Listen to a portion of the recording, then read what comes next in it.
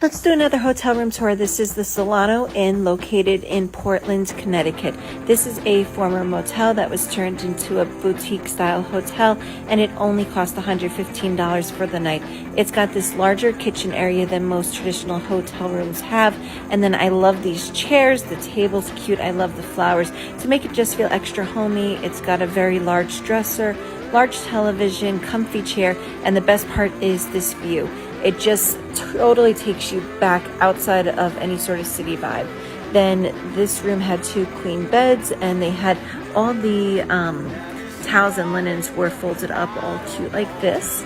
And then I love this nightstand, and then it's got this large print, and then it's got a little bath mat, and then we head into the restroom as well, which is pretty small, but it does have a shower tub combo.